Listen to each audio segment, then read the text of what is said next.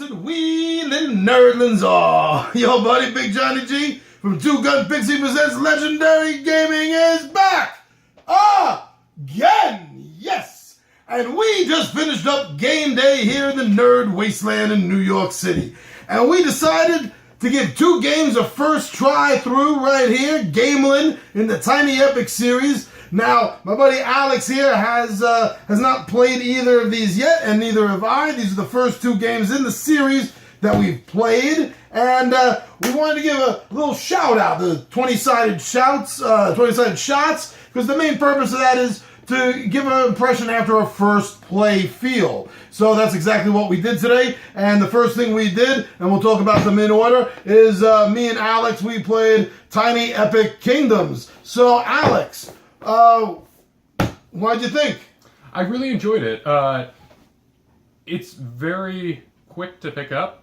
It took us a little bit to get through the rules, but I mean, it's 10 pages of rules that really, once you have read them, it's, one page. So, and after we played a couple rounds, got through a couple full phases, we both understood the game, and it just went really smoothly. I know it took me a couple of rounds to figure out the placement chart of actions and everything. I know what I liked, I think we both liked about it, one of the aspects, is that there's no real downtime in the game. When it's not your turn, you still get to do stuff. You can either repeat the same action as the active player, or you can collect resources. So even when it's not your turn, you're doing stuff. You need to pay attention to what's going on in the game. So that aspect, it really kept me involved during your turn, that's for sure. Yeah, and it made the game, I think, go faster, because really when you're doing the same action, you can just kind of plow through it. It's not a one person does something, oh, I need to think about this for 5 minutes. No, it's very bam, bam, bam.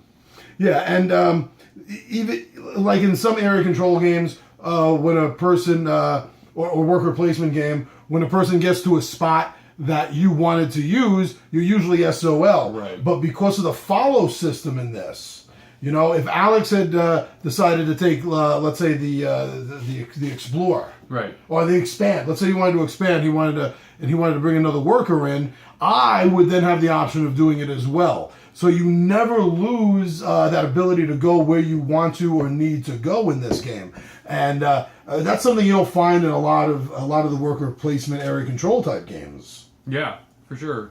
I like the combat in this too, because it's you can take over other people. You can take land away from other people, which is great. And I think with more people, you would see a lot more combat, because combat happens on the move phase. And with more people, you have more people moving, wanting to get to the same places. Yeah. So I think that would be it would be fun to play again with more people. It kind of felt a little bit like Magic the Gathering aspect, because where your workers are, you're going to be gaining resources. If you don't want to follow the active player's action, you can instead gain resources. It reminded me a lot of collecting mana in Magic the Gathering, but I mean, not overly. It didn't overly feel like Magic, but that little aspect of it definitely reminded me of that. Yeah, it's cool that you have a decision to take an action or get resources to take actions again, and it really punishes you if you don't think ahead, because on your turn, if you get stuck with an action you don't want,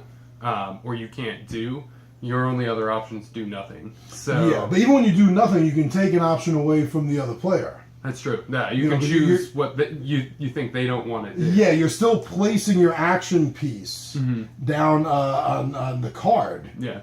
So the other person's not going to be able to do it, and there's nothing for him to follow, because you're just taking that spot and passing. You're not actively doing it. So that's a kind of nice little take that aspect to it if you really want to mess someone up. And there was a couple of turns I couldn't do anything at all. Yeah. And I know at least one of them I messed up your build turn on. Yeah, and that's the thing, is you can strategically take the action beforehand, not do anything yourself, but knock them out of it if that's their strategy. Like, you were really going for research, so I mean, I could have gone ahead, and he said you kept me from building one turn, and that was my end game. If I had a couple of turns where I decided to put more into building, I may have won that game with the way my plan was. But it was the first time either of us played it, so it was hard to figure out exactly what our plots, our plans, our goals were actually going to be.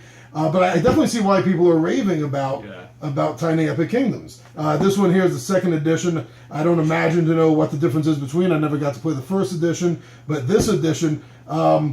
The strategy it was surprisingly deep for a small game. You really had to know what you wanted to do at the same time while trying to figure out what your opponent is going to be trying to do. So you can either get to it first, or you can block him somehow. And that, like I said, that really surprised me. And I liked it. This overall, I think this is a game, now that you and me have played it and we know the rules well, we're going to love throwing down to the other warriors having them play and have a much larger game. And this, by the way, accommodates up to 2 to 5 players.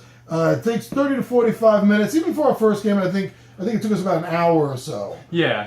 Learning the rules for a first game. So that wasn't too bad. That's fairly close to the target. And ages 14 and up. Actually, I think all of the Tiny Epic games have that same. Yeah, about 30 to 45 minutes, 14 and up, 2 to 5 players. Definitely, this is a good game, and I'm glad I bought it. After a few more games, I'll definitely be giving, definitely a big review, a 2-gun review for this. So I know more of the strategies to be talking about and have a little bit more under my belt. But that was Tiny Epic Kingdom. So after we finished this, we decided to try another one of the Tiny Epic series, Western. Now this was actually a gift from Alex to me on my birthday a few months ago, and it's been sitting here. We haven't had a chance to play it, so I'm really glad today's opportunity came up. And I love Western games. I love the theme. I love the feel. I love the genre of the Old West. And that's one of the reasons why Alex got it for me, because he knew I was looking for more Western games. So again, same company, Gamelyn, Scott Alms, same game designer, and as I said, same. This is actually 1 to 4 instead of 2 to 5. This is actually 1 to 4 players. Yeah. So this is different for the number of players, but still 30 to 45 minutes, 14 and up. Yeah. Now this game I thought was even more deeply thematic than Empire was. For sure. Every part of the game really went into the theme. You had poker cards to determine, winning and losing, and it's an Old West town. Mm-hmm. Buying up the land in the town, trying to build up what resources the town is strongest in. I may not have picked the winning resource, but I had enough of the secondary resource. Definitely helped put me over. And this game I actually won. So I'm very happy. There's not a lot of games I win, to tell you the truth. But the first game out, I did win this. I thought this game was a little bit... Well, it definitely was longer to play. It took us maybe almost 2 hours to play this our first try. And a lot of that, I would say, had to do with all the amount of massive reading you had to do, because every turn, the land cards you're buying are if you've been buying any, they're going to be changing. And every land card has its own ability. So every turn, pretty much, you got to stop, you got to read the ability on it. And the poker cards. Yeah. The way we dealt those, the poker cards, it's basically a 3-handed game of poker that's like 1 through 5, so it's really simplified. And it's determined by your secret card that only you know, along with the card on either side of the property that's in contest. Yeah. And that's how you can make a 3-handed. But now that I also think added to the length of the game, because now, besides figuring out what building you want to try to go buy, do you have enough resources to buy the buy turn? Will you have enough resources? Right. That you definitely always seems to be banking on money coming in. I found that out to be true almost every turn. Yeah. And that's where you did a lot better than I did. I was always like, I'll get just the resources I need. I'll be okay. I'm like, oh, no, I'm in trouble here. No, I was totally planning on the resources, man. I was spending it before I had it, that's for sure. But that took a while. That really did, because now you're trying to figure out the card you have in your hand as opposed to the card on either side of the property that you want to try to get your hands on. Is that going to make a good poker hand? And there was one of the card spaces, if you win that space, allows you to manipulate the card number or the card suit up and down. And I didn't realize that till almost the end of the game. Yeah. And that's huge. You completely change your options when you use those. So it's amazing. A lot of times you're banking your strategy on whether you're gonna win the hand on that land to get the extra stuff. Because like I said, in my head, I was buying this stuff before I had enough money because I'm trying to figure out, do I have a good enough card in hand to beat the rival? There's always this AI in the game called the rival. So technically we play kind of 3 players, but that doesn't really count. It's still a 2-player game, but it gives you a third person to play against, a third hand, that is, to play against. And it's just trying to sit there and figure this all out in your head definitely made this a much longer game. And honestly, I think that even after we play this a few more times and we show it to the Warriors and they all learn it, I'll be surprised if this ever does end up being a 45-minute game. Yeah, I don't see it being a 45-minute game. I mean, maybe once everyone knows all the cards that are in there, you could get it down to an hour, but I mean, even that is... Yeah, that an hour is going to be tough. And obviously, the more players you have, the extra turns it's going to take, so that's going to add on to the time of the game. I would love to play this 4 players, 3 players. You see, look at this. Hold on a second. Oh, sorry, that's an advertisement for another thing. I just saw this. All I saw was this. I hope it comes in focus. It says 2 to 5 players, and I'm like, hold on a second. I thought this was 1 to 4, but it's just an advertisement. Just an advertisement. That's all for the game we just talked about. Yeah.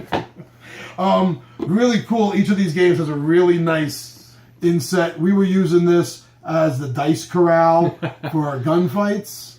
And, really cool. I mean, everything about this game is so thematic. And during the unboxing, you saw this, but in case anyone out there hasn't watched the unboxing, I just got to show these dice off. I love dice. I love chucking dice, and I know a lot of you out there do too. So, just wanted to show you that these dice... We get a focus on that, I hope. That these dice are bullets. 6-sided bullets. So that was really cool. It's like I said, it's everything about this game thematically made you feel like even more than Kingdom. Yeah. Which has a good thematic sense to it, feel to it. But this was just, I think, overboard. I'm not. Well, that makes it sound like it's too much, but it was. Everything was on theme. Yeah, definitely, very, very good.